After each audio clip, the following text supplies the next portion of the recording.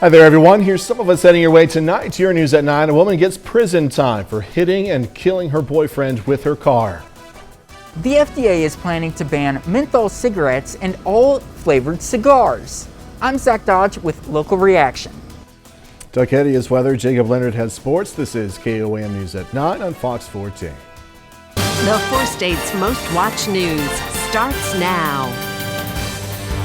Thank you for joining us tonight. I'm Jordan Aubie. The Kansas Bureau of Investigation and the Coffeyville Police Department are investigating a death at a Coffeyville home.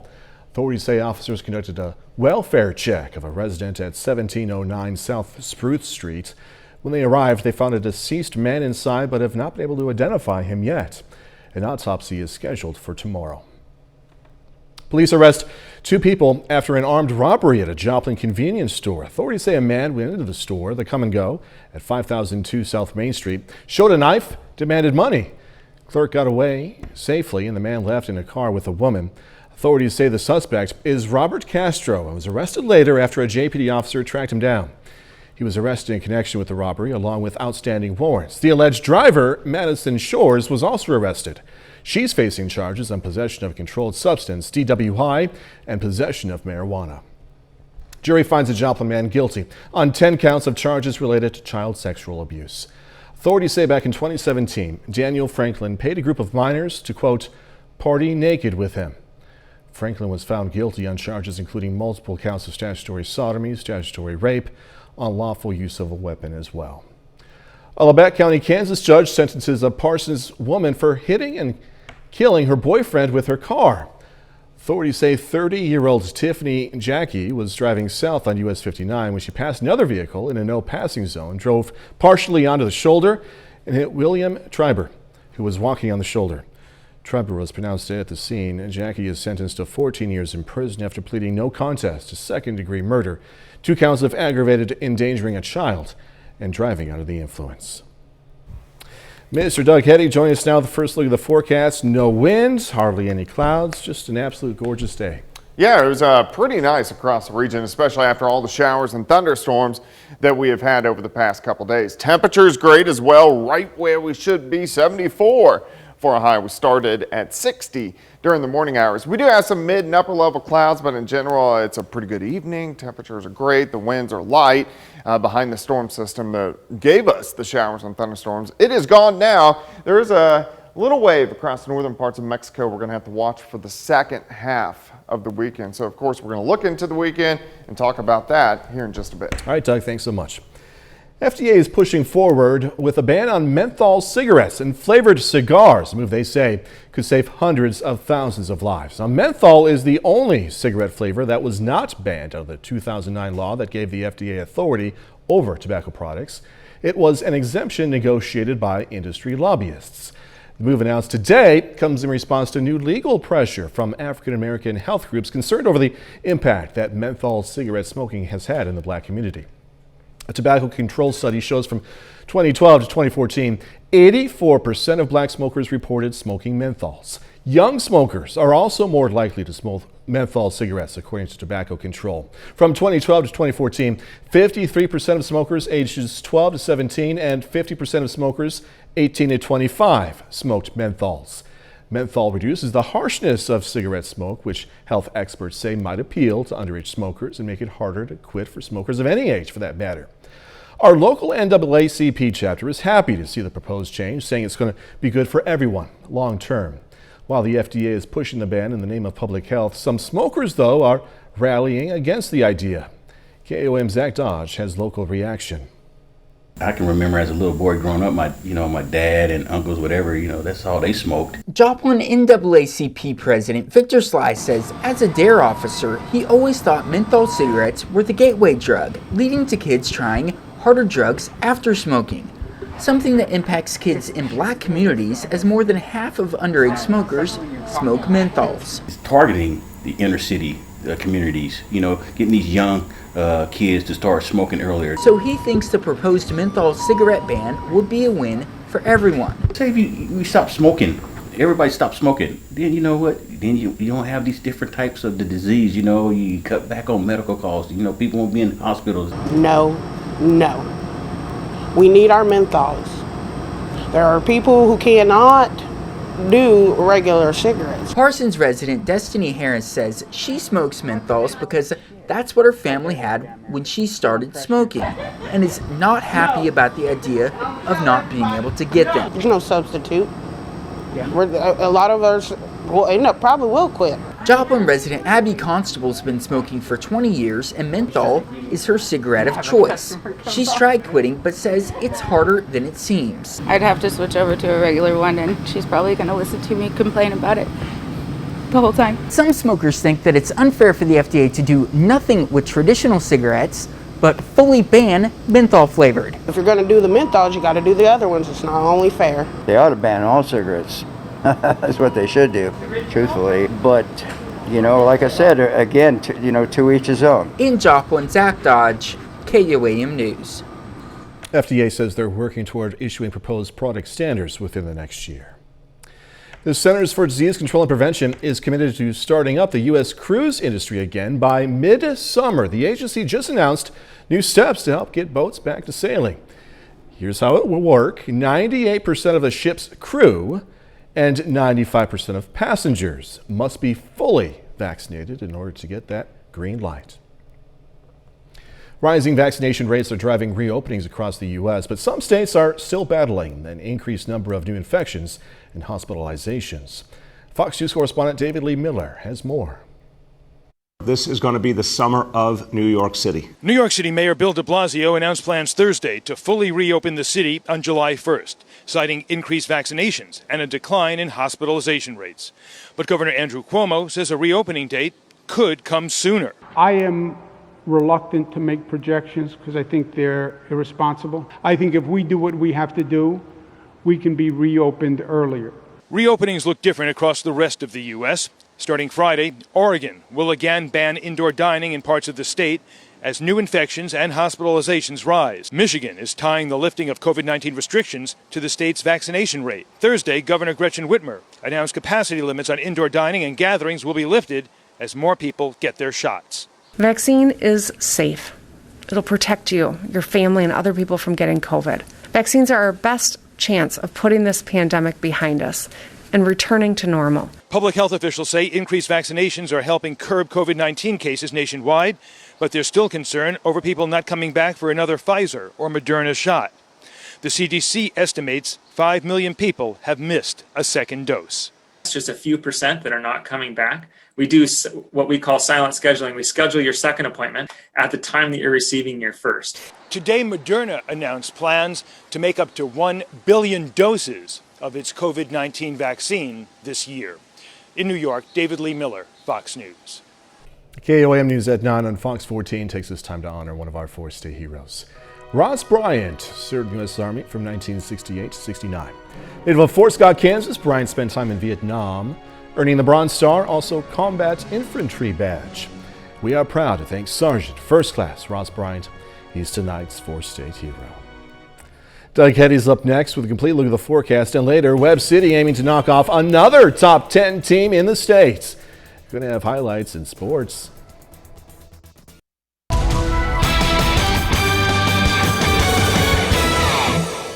Well, it turned out to be a pretty good Thursday for us today after we saw the showers and thunderstorms over the past couple days. Quite a bit of rain in a lot of areas, the very strong winds, just overall a much better day. We had a lot of clouds throughout the morning hours, but the afternoon turned out great. Nice live shot. Indigo Sky Casino and Resort, of course, Indigo is just outside of Seneca, Missouri. All right, temps over the couple days, at least all week long, we've had pretty good temperatures. Lower 70s yesterday. We went up to 74 for us today, and still temps not bad. Most of us are sitting lower 60s. It's going to be a little chilly tonight. We'll drop back near 50 degrees for an overnight low, but not a bad night by any means. And then we actually warm up a little bit more over the next couple days. North winds, a little bit on the breezy side at about 10 to 15. And then now they are diminishing a bit across the region. We do have some mid, upper level clouds, not a big deal. just some thin little clouds that are pushing through, nothing underneath them. And this is really just due to being on the north side of the storm system that gave us all the rain, showers, and thunderstorms over the past couple days. You can see all the rain across the southern parts of the U.S. heading away from us. Not a lot going on out to the west until you find this little system down through northern parts of Mexico. It kind of split off from this last system as most of the energy went across New England. And then this system got hung up, and it's actually going to kick back out toward us as we head into the weekend. In fact, let's go through time. So Friday, Saturday, sets across Texas, and then it lifts north by Sunday, and then Sunday afternoon will give us chances for showers and thunderstorms. The way it looks like it's going to track, the greater threat for severe weather will be to our south, but still something we want to watch. And then behind it, a second wave will kick in by Tuesday. So really, this is just going to bring rain chances right back in as we go through early next week. At least the next couple days look pretty good. Tonight's going to be fine. We'll start the day mostly sunny. Friday is going to be great. We see our winds kind of switch around throughout the day, but eventually kicking out of the south late in the day. Southeasterly winds at about 5 to 10. 50 to start, 71 by noon. High temp is 77 during the afternoon hours. So Friday's great. Tomorrow night's going to be fine as well. Not quite as chilly, mid 50s. Southerly winds pick up throughout the daytime hours on Saturday, and this is going to help our temperatures go into the upper 70s by the time we head into Saturday afternoon. So temps all weekend long look great. Then those rain chances sneak in by Sunday afternoon and evening. We'll have showers, we'll have thunderstorms, rain chances sticking around even into Monday, also into Tuesday. So enjoy the next couple days. 77 tomorrow, 78 Saturday, 77 on Sunday. Then plenty of rain chances most of next week. One of those days where it just felt good being outside. It was a great day, and the next couple are going to be the same. Awesome. Doug Heddy, thank you. Coming up, going to hear from a juror who took part in the Derek Chauvin trial, the evidence and significance of the guilty verdict. Only at Academy. A juror in the trial of former Minneapolis police officer Derek Chauvin, speaking about his experience in convicting Chauvin of second and third degree murder as well as manslaughter for the death of George Floyd. Fox's Leah Bano spoke with a juror who said the evidence against Chauvin was overwhelming. How does it feel to be one of the 12 people that convicted Derek Chauvin? I don't. It feels like it was meant to be. I feel like it's not necessarily a good feeling, because at the end of the day, I mean, somebody was murdered and another person is guaranteed to be sentenced for however long. I mean, those are two lives that are, for essentially gone for the most part. Through the stress, emotional toll, and testimony fatigue he felt during trial, juror number 52, Brandon Mitchell, says once deliberations started and a foreperson was chosen, the jury dove right into the manslaughter charge against Derek Chauvin.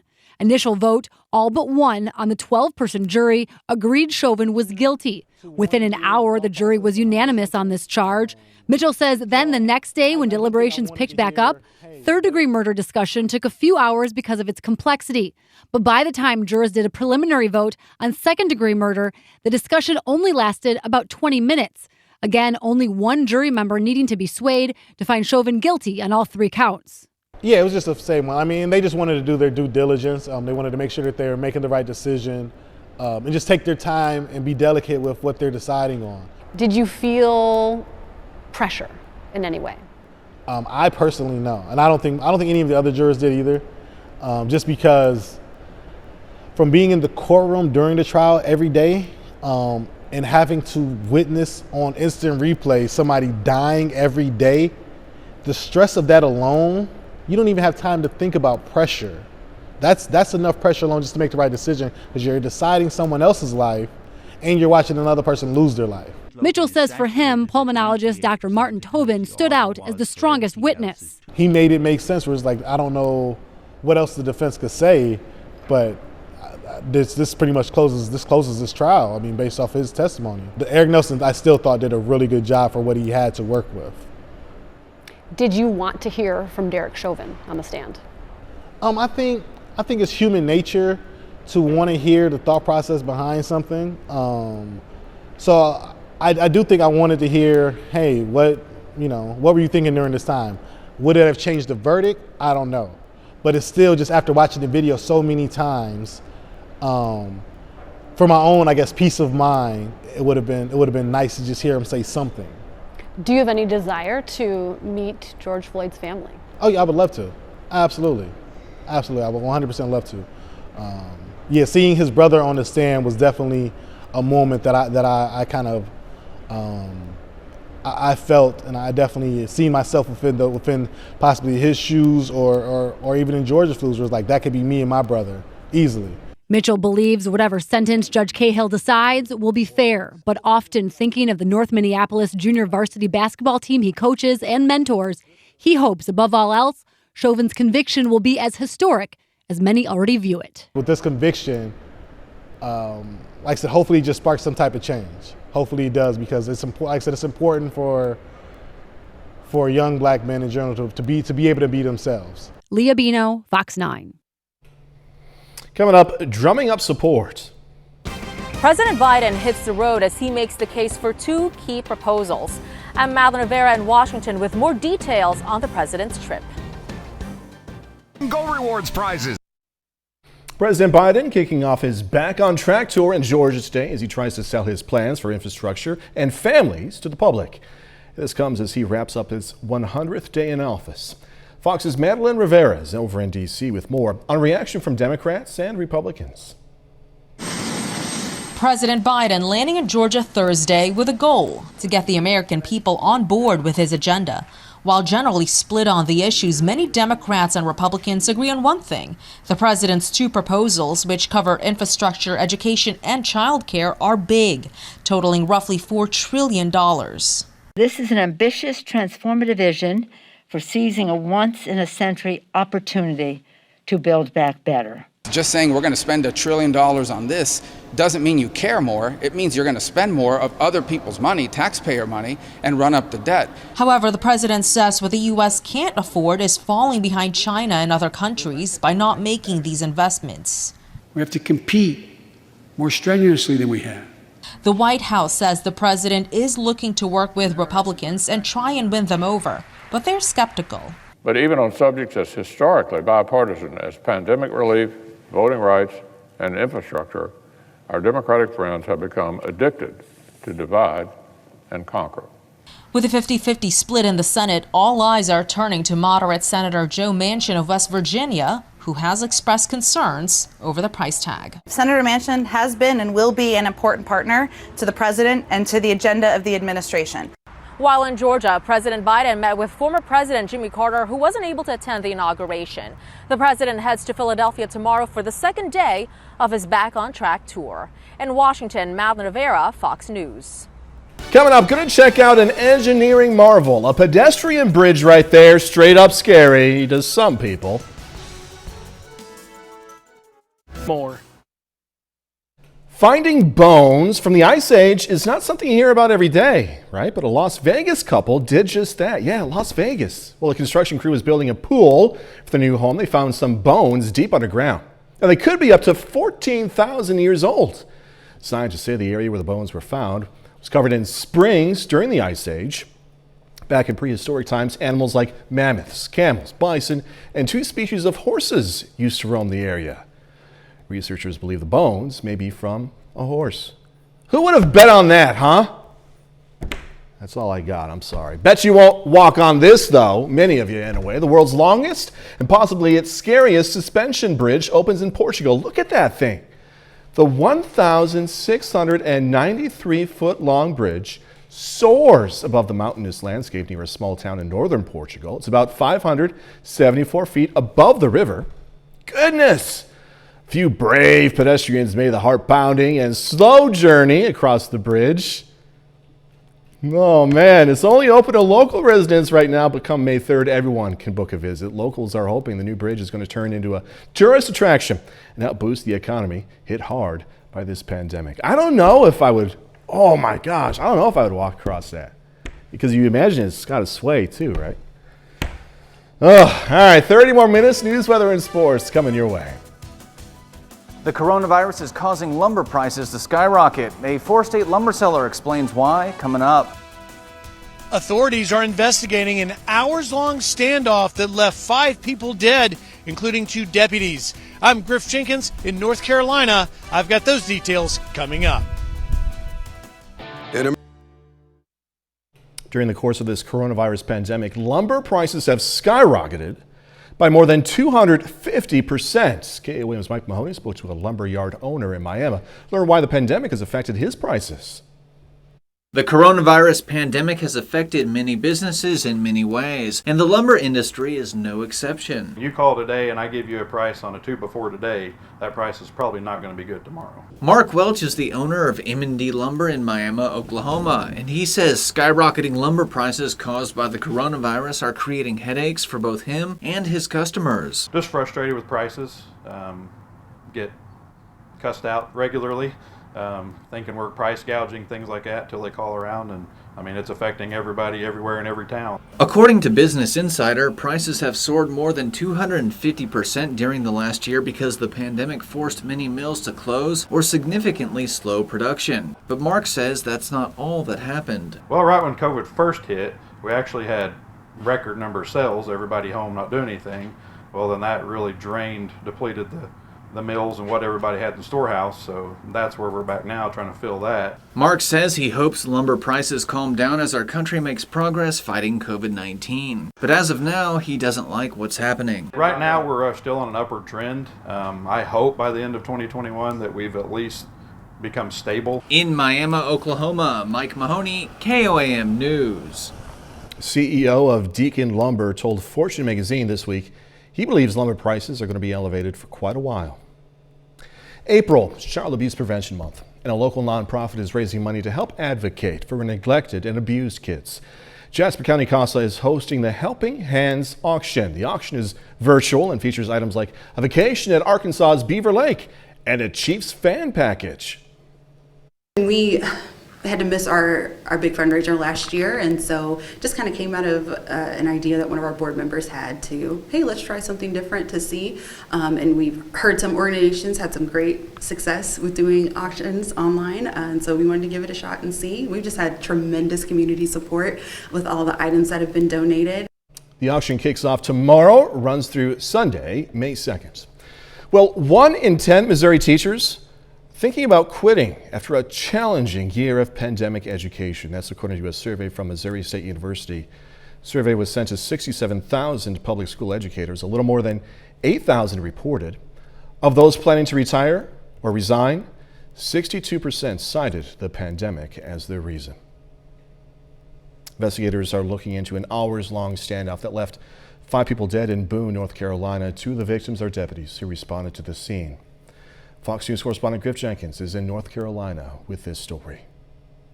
Authorities are investigating a tragic shooting in Boone, North Carolina, which left 5 people dead, including 2 deputies and the suspect. Sheriff deputies responded to a welfare check. He ambushed them. Watauga County Sheriff's deputies responded to the home Wednesday morning after reports the homeowner and his family didn't show up for work and weren't answering phone calls. When they arrived on the scene, they entered the home and were shot. Officers from roughly 15 different law enforcement agencies came to assist and tried to remove the deputies from the home, immediately locking down the area and surrounding the house. All residents remain in your home with doors and windows closed. The suspect hunkered down inside for more than 13 hours, periodically shooting at the officers.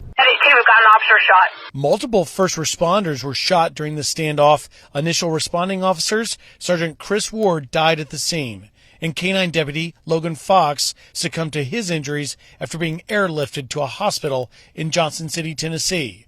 A procession escorting the bodies of the fallen officers held overnight. They put their life on the line for us, and they don't get to go home. It's unclear at this time how the gunman died. Police say, in addition to the 2 officers, he is suspected of killing his mother and stepfather, who were found dead inside the house. Investigators are now working to piece together what led to this deadly standoff. In Elizabeth City, North Carolina, Griff Jenkins, Fox News. A bit later, officials say there's been no relief at the southern border. Texas officials call in the reinforcements as the migrant surge here at the southern border drags on. I'm Casey Stiegel in Laredo, Texas. We've got more coming up.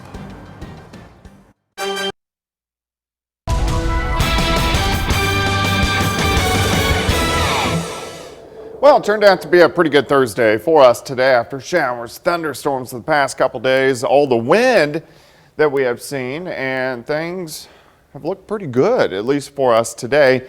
Had some clouds during the morning hours, but then plenty of sunshine during the afternoon. Great shot, Indigo Sky Casino and Resort. Of course, Indigo is just outside of Seneca, Missouri, but pretty much clear skies tonight. I think that's what we're going to have during the daytime hours tomorrow as well. Temps have been good. Lower 70s yesterday. We went to 74 for us today. We'll actually warm up a little bit more as we head into the next couple days. 62 in Iola, 61 in Nowata. Miami at 61, 61 in Anderson. Nevada is sitting at 64. I think most of us will drop back near 50 a little bit later on tonight. So a little bit chilly, but still pretty good. The winds are light. They're going to switch out the southeast a little bit later on tonight. And we do have some very thin mid and upper level clouds, but nothing underneath the clouds. So we're going to stay dry tonight. Really, we're going to stay dry the next couple days. Any rain, showers, thunderstorms with our last system now off to our south and to our east. But there is a little spin back across northern parts of Mexico. The brunt of the energy went into New England, and this energy got caught up and is just kind of hanging out over the next couple days. And eventually, it will re-enter the area by the time we head into Sunday. You can see it just kind of stays down in Texas tomorrow, and then it starts to advance in by Sunday morning and then into Sunday afternoon as it lifts toward the north and to the east. With it, there's going to be some showers, even some thunderstorms, so we need to watch that. Then right behind it, we have another wave that drops in late Monday into Tuesday. So the bottom line here is rain is going to move back in by early next week, but not the next few days. It looks pretty good. Let's go ahead and look at tonight.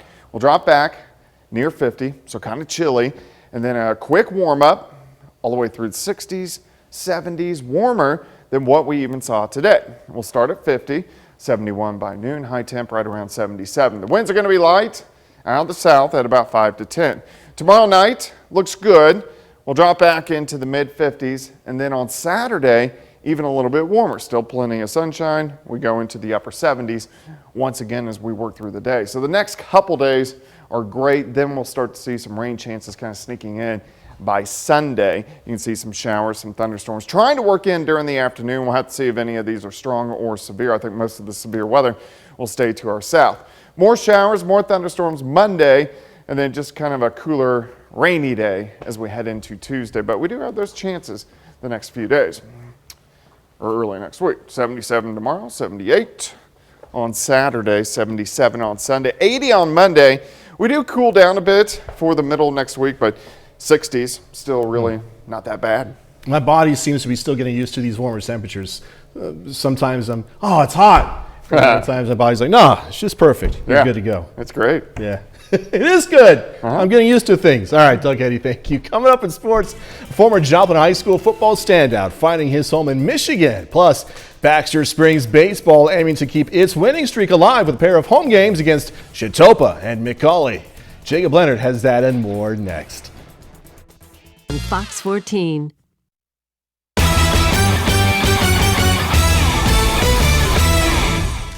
The Webb City Cardinals have yet another state-ranked team on the schedule tonight.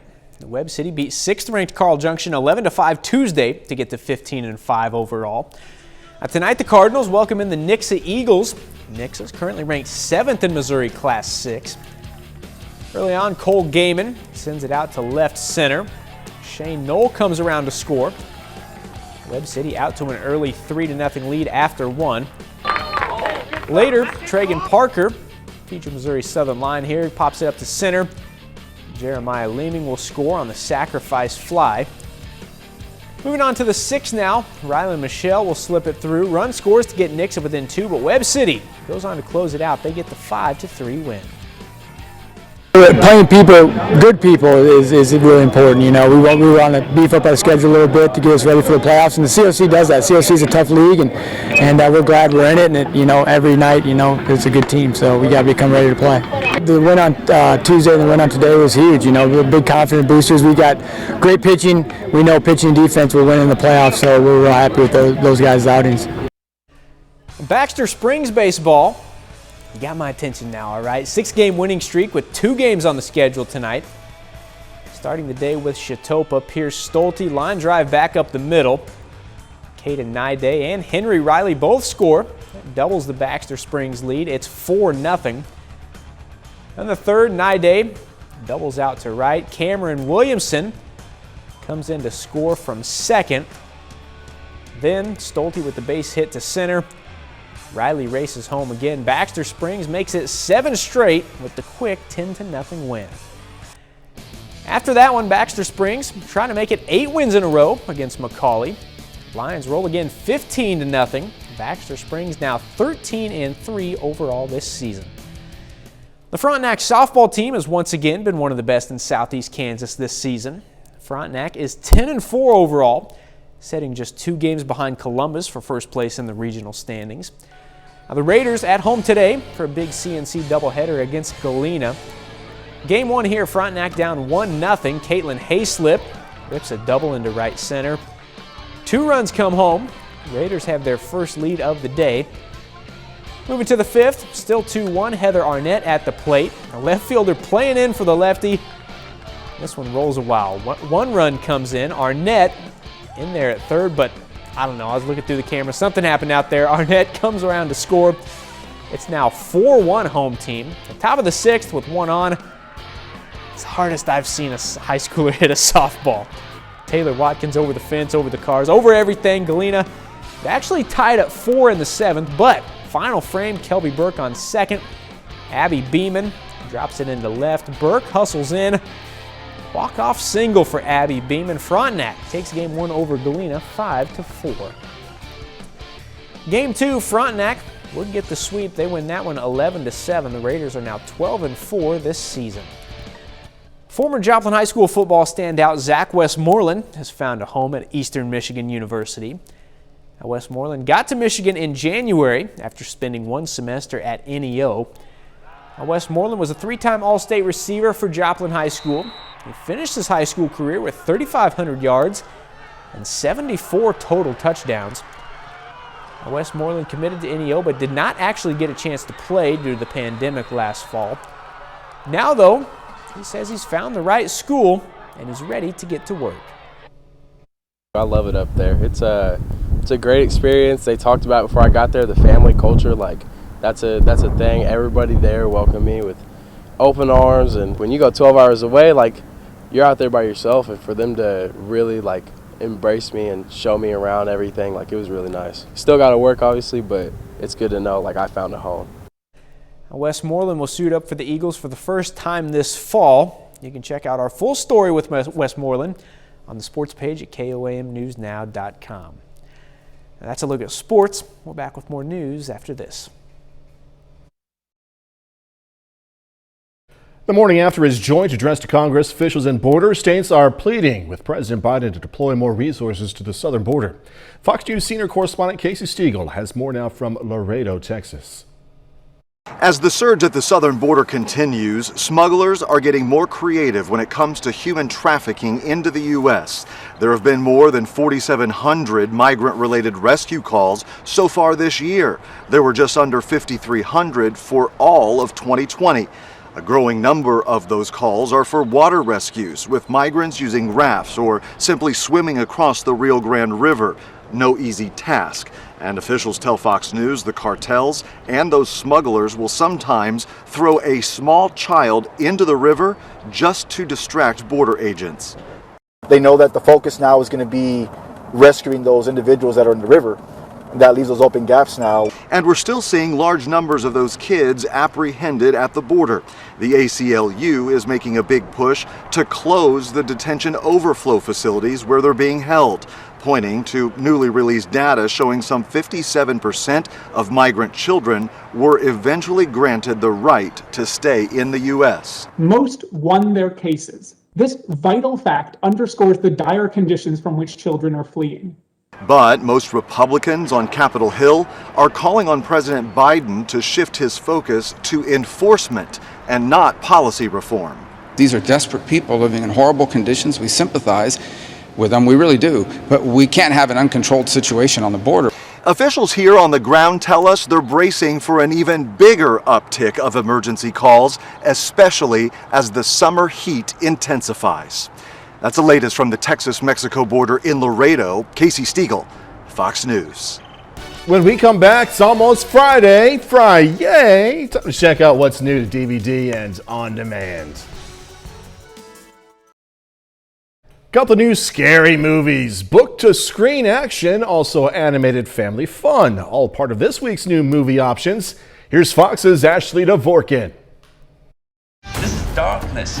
Bringing the jump scares to theaters nationwide, as well as its trailer, I will say, is Separation. The father is an artist whose wife dies tragically in an accident while he's starting to pick up the pieces with his daughter at home. Meanwhile, all of the characters this artist father has created begin to really horrifically come to life and haunt this house. Who are these unstoppable warriors? A new family-friendly, comedic, somewhat futuristic adventure on Netflix, The Mitchells versus the Machines. So tell me about The Mitchells. This is not just the best reviewed movie that's out this weekend, maybe one of the better animated films that we will see this year. Imagine a family like The Incredibles who have to save the world, but this family is the exact opposite of The Incredibles. I don't know anybody up here. Amanda Seyfried leads Netflix's Things Heard and Seen. It's about a couple who move from their Manhattan place out into the suburbs, but this neighborhood is haunted by things that happened in the past. And then this house that they live in is also haunted by these demons that happened beforehand. And it sort of finds its way into the marriage as well. They took everything from me. Amazon Prime has the action-packed Without Remorse with Michael B. Jordan. This is an origin story for a character from the Jack Ryan universe named John Clark, an elite Navy SEAL who uncovers an international conspiracy while he's avenging the murder of his pregnant wife. I'm scared. And from theaters to on demand, the sci-fi space option of the week, Voyagers. In Hollywood, Ashley Dvorkin, Fox News. That's our time for tonight. Thanks so much for joining us. Going to leave you with a video of a baby elephant exploring its enclosure for the first time. Be safe. Do this all again tomorrow. See you then.